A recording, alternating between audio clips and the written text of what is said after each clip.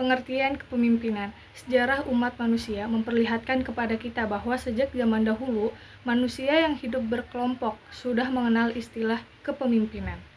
Kepemimpinan menyentuh berbagai segi kehidupan manusia seperti cara berkarya, bertetangga, bermasyarakat, bahkan bernegara.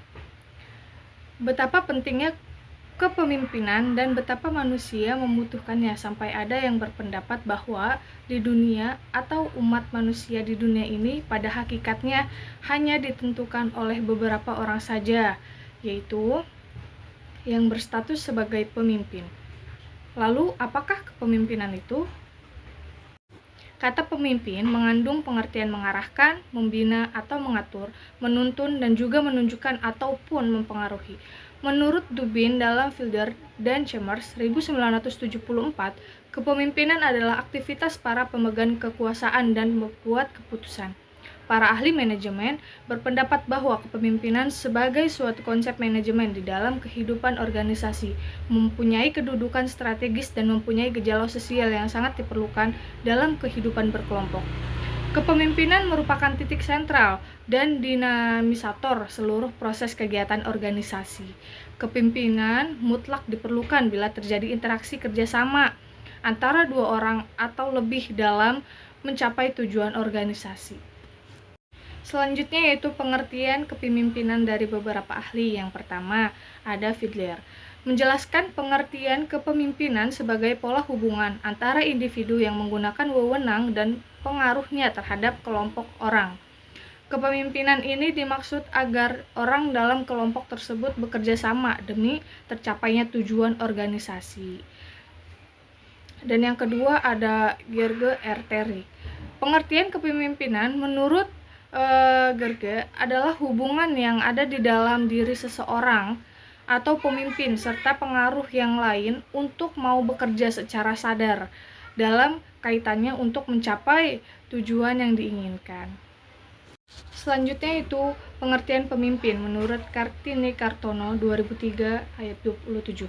Pemimpin yaitu seseorang anggota kelompok yang paling berpengaruh terhadap aktivitas kelompoknya dan yang memainkan peranan penting dalam merumuskan atau mencapai tujuan kelompok. Selanjutnya yaitu unsur-unsur kepemimpinan. Setiap kelompok orang yang berprestasi mendekati total kapasitasnya mempunyai seseorang sebagai kepala yang terampil.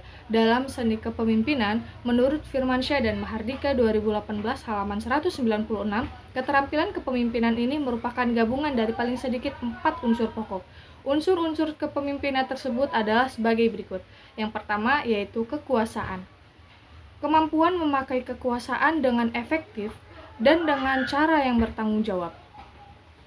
Pemahaman orang-orang artinya, seseorang pemimpin harus sanggup untuk memahami bahwa manusia itu mempunyai motivasi yang berbeda-beda pada waktu yang berbeda-beda dan dalam situasi yang berbeda-beda pula. Kedua, kemampuan untuk mengilhami, yaitu kemampuan mengilhami para pengikut untuk mencurahkan seluruh kemampuannya pada suatu pekerjaan atau proyek yang harus dilakukan. Yang ketiga, kemampuan untuk bertindak, dalam artian seorang pemimpin harus dapat bertindak dengan cara yang dapat mengembangkan iklim yang menguntungkan untuk menanggapi dan membangkitkan motivasi. Sementara itu, menurut Sadikin DKK 2020 halaman 117, unsur-unsur kepemimpinan adalah sebagai berikut. Yang satu, kumpulan orang. Yang kedua, kekuasaan. Yang ketiga, mempengaruhi. Prinsip-prinsip kepemimpinan. Prinsip kepemimpinan merupakan berbagai asas atau acuan yang mendasari seperti apa seseorang pemimpin harus bersikap dan bertindak agar mampu melaksanakan tugasnya dengan baik. Beberapa prinsip-prinsip kepemimpinan adalah sebagai berikut. Yang pertama yaitu melayani. Prinsip pertama yang paling penting dan harus diketahui oleh seorang pemimpin adalah memberikan pelayanan yang baik sebagai tujuan utama. Menjadi pemimpin adalah tugas pengabdian. Prinsip yang melayani seseorang pemimpin akan lebih mengutamakan kepentingan orang-orang yang dipimpinnya dibandingkan lebih mendahulukan kepentingan pribadi atau kelompok.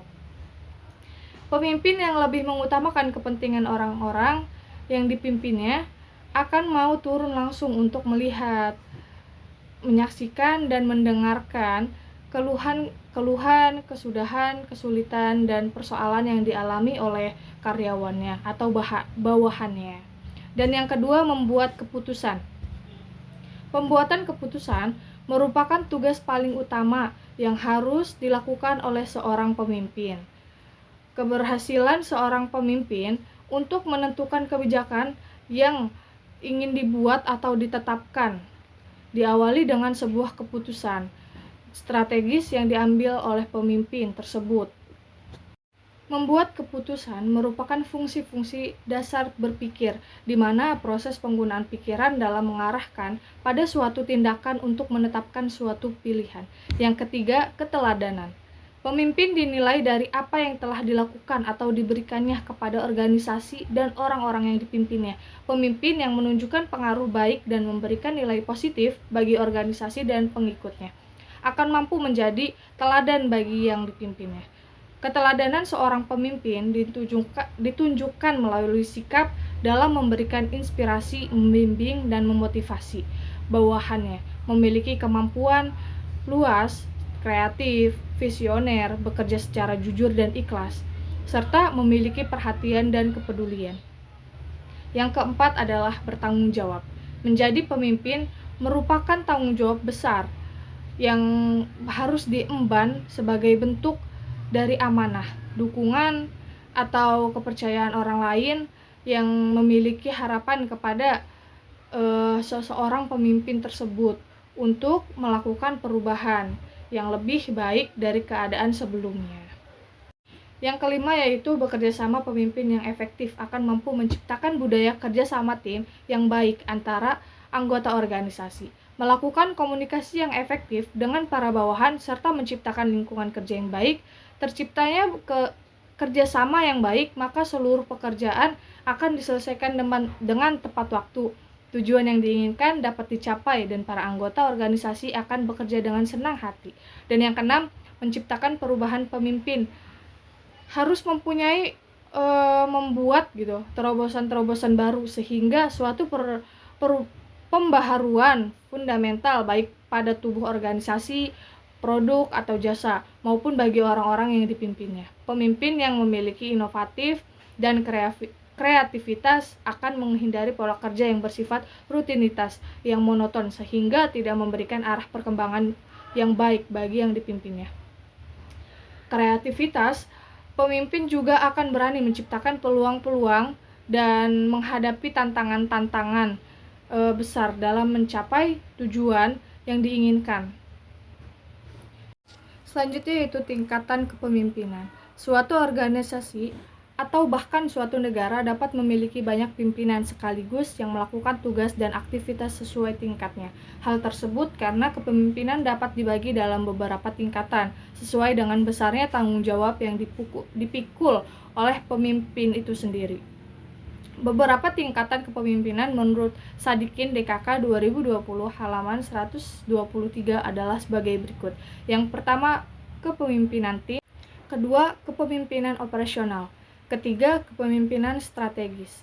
Nah, di sini ada gaya kepemimpinan. Gaya kepemimpinan adalah suatu sikap yang menjadi ciri khas tertentu dari seorang pemimpin untuk mempengaruhi karyawannya dalam mencapai tujuan organisasi. Mulyadi 2018 halaman 150. Menurut Sadikin DKK 2020 halaman 119 sampai 121, gaya kepemimpinan terdiri atas beragam gaya dan beberapa gaya kepemimpinan tersebut adalah sebagai berikut. Yang pertama, gaya kepemimpinan otokritis. Yang kedua, gaya kepemimpinan militaritis. Yang ketiga, gaya kepemimpinan paternalistis. Dan yang keempat, gaya kepemimpinan karismatis. Kelima, gaya kepemimpinan demokratis. Dan yang keenam, gaya kepemimpinan bebas kendali. Selanjutnya yaitu perbedaan kepemimpinan dan pemimpin. Pada bagian pengertian, dipaparkan bahwa kepemimpinan adalah segala hal tentang pemimpin atau cara memimpin. Lantas, apa perbedaan pemimpin dan kepemimpinan?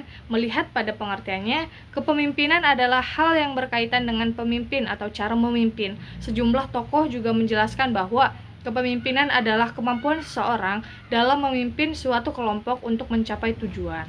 Sementara itu, pemimpin adalah orang yang memimpin.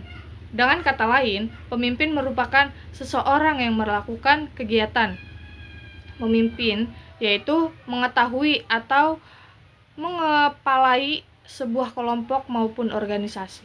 Berdasarkan uraian pengertian kedua istilah di atas, bisa disimpulkan bahwa kepemimpinan dan pemimpin adalah dua hal yang berbeda.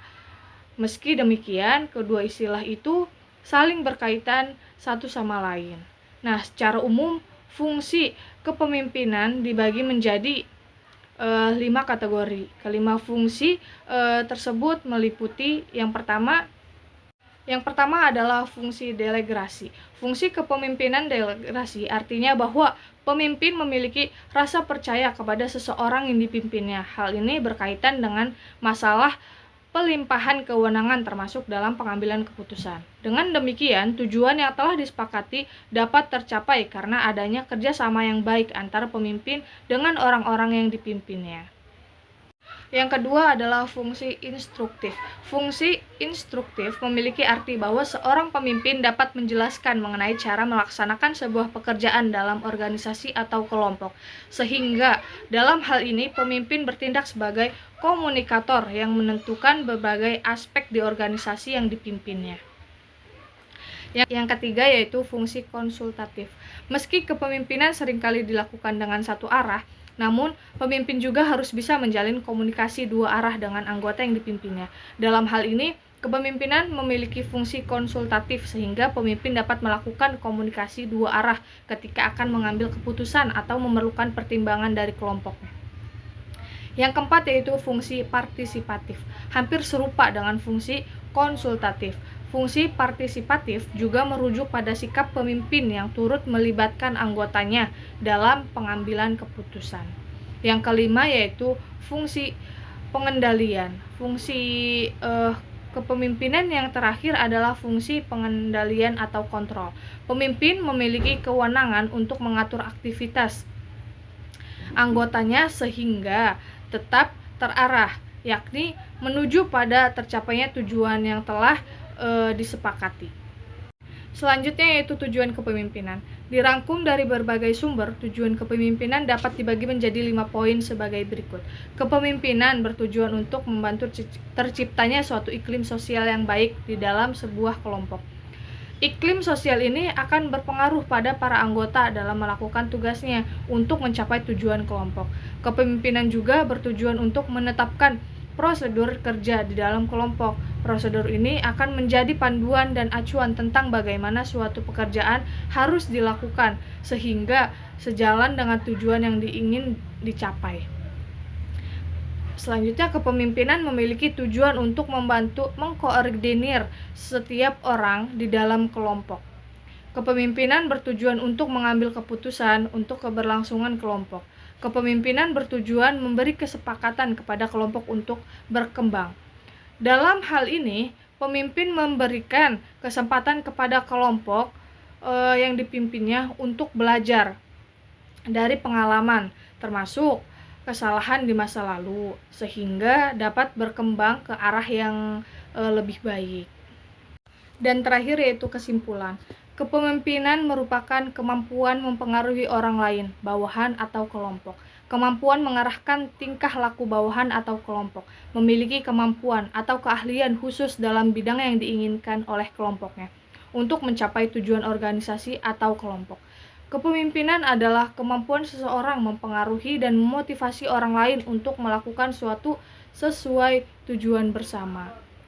Kepemimpinan meliputi proses mempengaruhi dalam menentukan tujuan organisasi, memotivasi perilaku pengikut untuk mencapai tujuan mempengaruhi, untuk memperbaiki kelompok dan budayanya. Selanjutnya itu kesimpulan. Kepemimpinan merupakan kemampuan mempengaruhi orang lain, bawahan atau kelompok. Kemampuan mengarahkan tingkah laku bawahan atau kelompok, memiliki kemampuan atau keahlian khusus dalam bidang yang diinginkan oleh kelompoknya untuk mencapai tujuan organisasi atau kelompok. Kepemimpinan adalah kemampuan seseorang mempengaruhi dan memotivasi orang lain untuk melakukan sesuatu sesuai tujuan bersama. Kepemimpinan meliputi proses mempengaruhi dalam menentukan tujuan organisasi, memotivasi perilaku pengikut untuk mencapai tujuan, mempengaruhi untuk memperbaiki kelompok dan budayanya. Seorang pemimpin yang baik harus memiliki integritas, kepribadian, intelektual, pengetahuan, inteligensi, spiritual,